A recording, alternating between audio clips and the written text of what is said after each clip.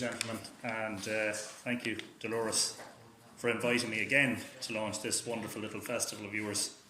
It's great to be back here in this centre of learning, where I have to admit to having spent many a distracted hour poring over old newspapers and volumes in search of solutions and puzzles and keys to ancient mysteries, when indeed this regularly occurred when I was supposed to be across the road working at my desk in the Dundalk Democrat. Dolores, you and I have been friends for a good long time now, well over a decade anyway, actually since around the time Brigid first appeared on my horizon, or rather came dramatically into view during my researches after the first edition of Island of the Setting Sun had been published. And that story is indeed worth telling, even briefly. After the publication of Island of the Setting Sun in late 2006, something had been bugging me, as if Brigid herself were tapping on my shoulder saying, "You need to look into this." The "this" in question was an alignment of ancient sites documented in the first edition of the book. Richard Moore, my companion and co-author, had asked me years ago, what was it that St. Patrick was doing when he drew the eyes of King Lera away from the hill of Tara towards the hill of Slane? An excellent question. He didn't know why he was asking it. It was an intuitive matter. What we found was some interesting cosmology.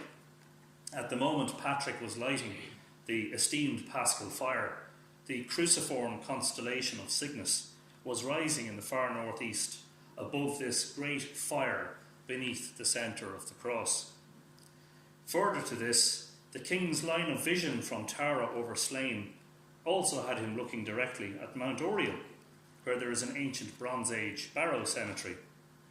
Following in the other direction, it led to Railtog, a hill meaning star, and a prominent hill from the bend of the Boyne, because you know you'll see hundreds of people gathered at Newgrange on the morning of winter solstice looking at the sunrise. But who is there in the evening time watching the sunset? Because the sun in the evening sets over this prominent hill called Railtog. Anyway, this thing was bugging me for ages, so I felt I had to investigate the alignment further. It was a hunch, nothing more, but a hunch that was to bear significant fruit. And some words that I read a book a few years ago, Myths of Creation, which was a very important book in my own work by an author called Philip Freund, who, among other things, he seems to have been a bit of a polymath and had so many interests. But he said that the history of science is filled with instances of noted workers in all fields who testify in their memoirs that a hunch, a perhaps inexplicable ray of light, suddenly led them to a major discovery. Indeed, extending the alignment in either direction, northeastwards from Oriel and southwestwards from Tara, bore significant fruit. At either end were places crucial to the story of St. Brigid. Brigid's Well on the hill of Faughart at one end, and the Curragh Plain on the other. I wondered why this might have been significant, and pondered over it for a while, but then Brigid came knocking again.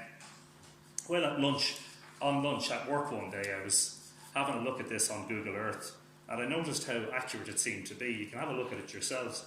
Here are a number of eminent sites of history and prehistory, all lined up neatly over a distance of about 67 miles. The Curragh, Tara, Railtog, Slane, Oriel and Faughart, and a few more in between. Looking closer, I found the line passed through parts of Dundalk, and was absolutely flabbergasted to find it crossed a property in Bridge Street, a property that is still standing today, a small yellow house attached to what was once McGuill's pub. This house was important to my own story because there, for a time in the 1920s, my grandmother had lived with her father, helping him with his cobbler's business. The Travers family are still fondly remembered around Dundalk, although the business is long gone, and my grandmother, God rest her, is dead now over a quarter of a century. And her name? What else except Brigid? She married my grandfather, James Murphy of Mythical Ireland, and shortly after they started having a family, the birth of my late uncle, the priest Father John Murphy, they moved to Drogheda and the rest, as they say, is history. I say sometimes that was to move me closer to Newgrange. As I headed home from work that evening, and this was in January, with all these thoughts about the significance of this alignment rolling around in my head, I received a phone call from a friend of mine, Sean Gilmartin. Some of you will know Sean. Wondering what Sean's ringing about, I picked up the phone. Hello, Anthony, it's Sean Gilmartin here. How are you, Sean? How are things with you? Things are grand. Come here. I was just ringing to let you know, I'm giving a bit of a talk in Brigid Library next week, and I thought you'd be interested in coming along. All right, sounds good, says I. What's it about? It's in Brigid, he says. I nearly crashed the car. I told him about the new discoveries. He was fascinated. To be honest, so was I. Brigid had entered my life in a big way, and the Brigid alignment was one of the significant additions to the second edition and the revised edition of Ireland when it was released in 2008.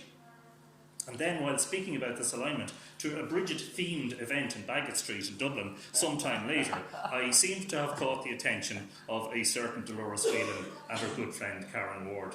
And based on what they heard that day, they began working on the idea of a pilgrimage that would take people from Faughart to Kildare. Thus, the Brigid's Way was born. Only later did they discover that they were following in the footsteps of ancient pilgrims, and that there had indeed once been a pilgrim route from Faughart to Kildare. I think that was the work of Harold O'Sullivan, wasn't it? And Sally Cock through Sally's land. Yeah. Brilliant. In my early talks about this alignment, I have to be honest, I made light of the apparent friction between the people of Dundalk and the people of Kildare, and how they each liked to claim Brigid as their own. Here, finally, was something to link the two. Brigid had made herself known, and typical of a Deidanan goddess, for this is what she was first and foremost, long before Christianity. She was reawakening for these modern and turbulent times in which we live. So why has she been reawakened, especially at a time when people seem to be moving away from the traditional Christian church, and it could be said religion in general? Perhaps it's her more ancient aspect that wants to come to the fore. Mary Condren wrote about Brigid in a paper in 2010 entitled Brigid, Matron of Poetry, Healing, Smithwork and Mercy, Female Divinity in a European Wisdom Tradition. In this paper, Mary wrote, the political, economic and cultural crises in which we find ourselves have, on the one hand, destabilised the theological project.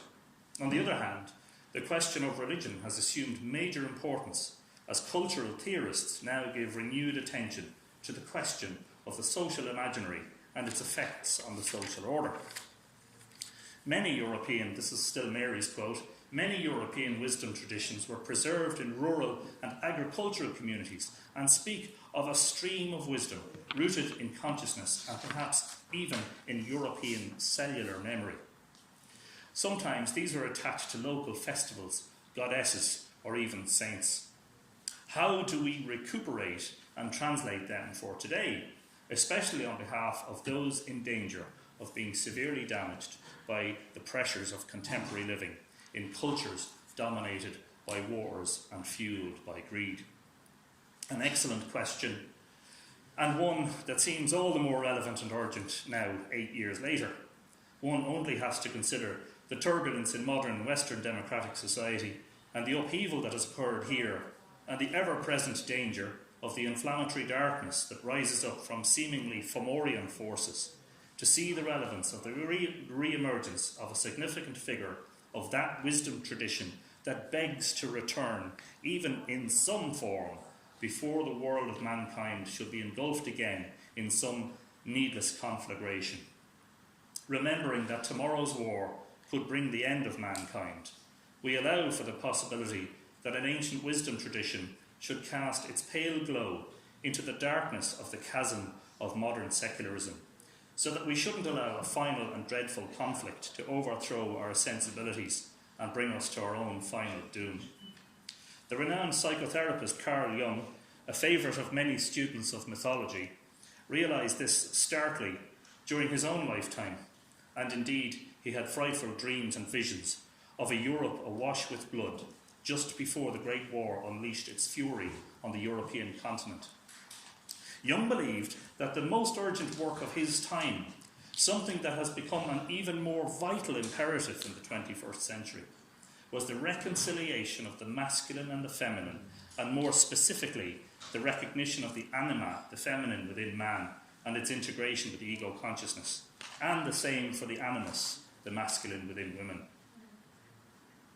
In reflecting upon our current situation, I think about two specific things in the past year upon which a revivification of the ancient figure of Brigid might well have a bearing. The first is the Me Too campaign and the denouncement of sexual misconduct and harassment allegations in the wake of revelations about the movie director Harvey Weinstein. Many stories of sexual violence were shared openly and bravely by some of the Brigids of our day, brave women who stood up against misogynistic and abusive behaviour. I am reminded somewhat of Brigid's own standing up to the King of Leinster when he said she could only have as much land to graze her cattle as her cloak would cover. But the cloak spread and covered all the land of the Curragh, I suppose in a way like the Me Too campaign has spread on social media. If I may be political for a moment, the second situation is the election of Donald Trump as President of the United States. This is my own opinion. You may disagree with it, but this is my opinion, so there you go. Trump symbolises, to me, all that is Faughmorian in modern Western society. And if you think that mythical comparison is irrelevant or redundant, then I urge you most earnestly to familiarise yourself with an episode of Irish mythology known as the Reign of Bress. How could Brigid possibly be relevant in all this, you might ask? Brigid was a poetess, daughter of the Dagda, the chief of the gods, a goddess whom Feely, the poets, used to worship. They called her the goddess of poets. And Mary Condren says that in ancient Ireland, poets were not simply wordsmiths. She says, poets played a role in inaugurating and legitimating kings, and could overthrow them should they not live up to their duties. Poets, therefore, called the society to integrity and challenged unjust rule, badly needed in the current scenario. We should not be surprised to find that many of today's actors, writers and creatives, i.e. the poets, are the ones who rail against injustice and the open misogyny, racism, xenophobia, harassment and warmongering that issues forth from the mouth of the Bresses of the modern era. In my new book, Mythical Ireland, New Light on the Ancient Past, among many other chapters and sections, I wrote a chapter called Tracing the Goddess of the Boyne River. And this, in essence, is what we're doing with the celebration of the Brigid of Faughart Festival. We are tracing the goddess, we are calling her back, we are breathing life into an ancient wisdom tradition.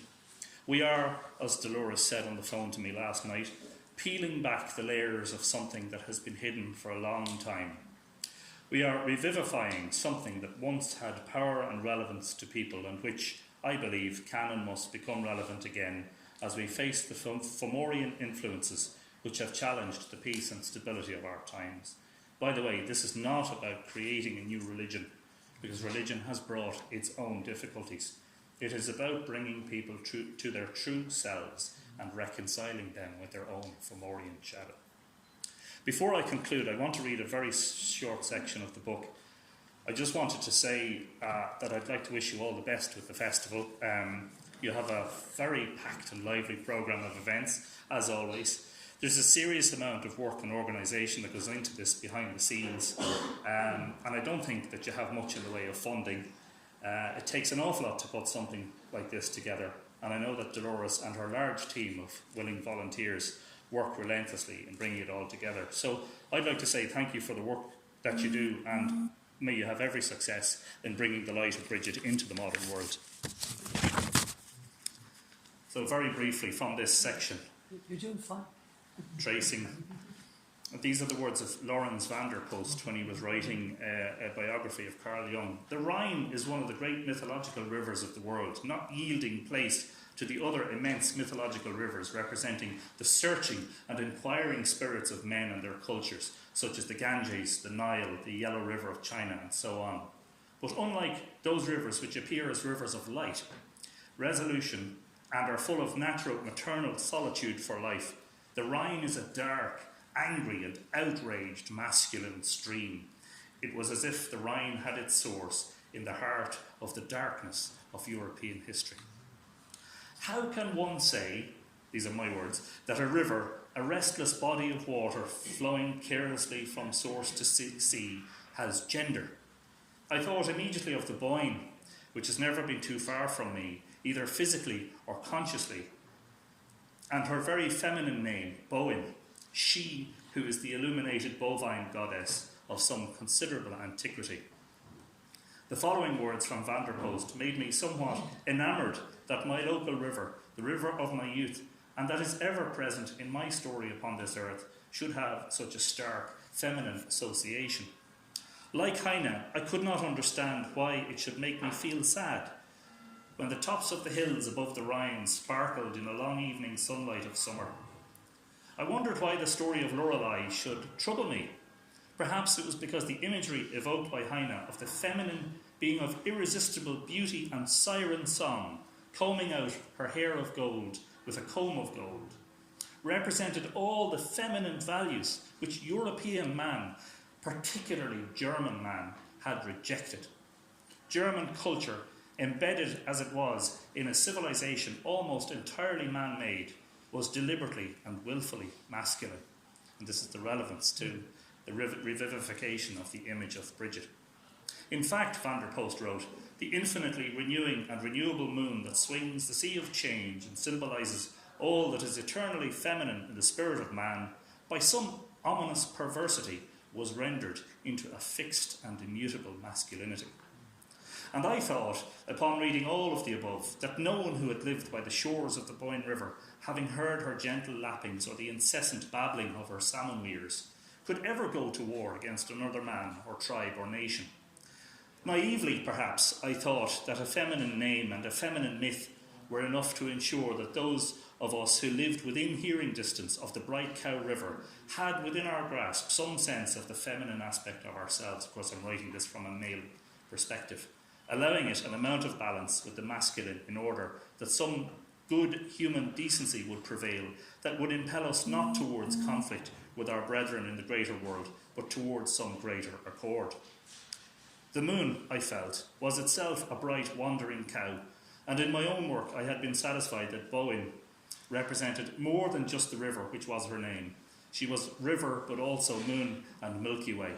The philosopher John Moriarty described it thus: Boan, the moon-white cow, Boan, the gleaming river. In dreams I know it as cow, awake I know it as river. Ireland did not have a father identity like Germany or Japan, rather being named Éire after one of a triune of goddesses. We did not make war, but rather we suffered it, and often were the unnecessary victims or players in someone else's conflict or someone else's incursions upon Éire's sovereignty. This is written indelibly into our mytho-historical story, exemplified in the Lara Gawala, the Book of Invasions, which has been imprinted upon the very essence of our spirit as a people. I thought of the poet Francis Ledwidge, who was born near Slane, high above the Boyne on its northern bank, and who died in the Great War at the age of 29. He wrote, "Since the poets perished, and all they cherished in the way, their thoughts unsung, like petalled showers, inflame the hours of blue and grey." Another poet of the Boyne Valley, John Boyle O'Reilly, wrote of his longing to return to the river of his youth. "And I long for the dear old river, where I dreamed my youth away, for a dreamer lives forever, and a toiler dies in a day. And when I stood by Bowen's shore, beneath looming Rosnaree, the wood of the king, I watched in flame the grafted embers of Ledwidge's twilight vision, of cherished things that were no more than barely formed thoughts, flowing down in a stream from hills beyond sight. And there, glistening in a pool of Bowen's tender making, the relinquished dreams of that era passed into song would be gloriously resuscitated by the ancient poet, a Ledwidge in the guise of Finnegas the Wise, singing merrily by the shore in an Ireland that is more famous for song than sword. And we could not make kings of Young, nor Ledwidge, nor Finnegas, for even as a king at Rosnaree, I was, in the words of Shirley, sceptred and crowned, and yet I tumbled down, and in the dust I was equal made with the poor crooked scythe and spade. Often have I stood by Bowen's brooding waters in the blue hour of evening, after the sun's departure, and listened there for the sounds of those stories of ancient glory sweetly told. I never realised how that unfathomable something within my deeper self could be so brilliantly exemplified in the symbolism and sound of water until I had spent many a lonely hour in her presence. And maybe from now on, lingering at Bowen's border, as I ponder incessantly at the edge of the unfathomable, I will tip my hat to the great C.G. Jung, whose whole work, in the words of Vanderpost, was the discovery of the great feminine objective within the objective psyche of man, and to make possible as never before a reconciliation of the masculine and feminine elements in life. Wow. Thank you very much. Fabulous.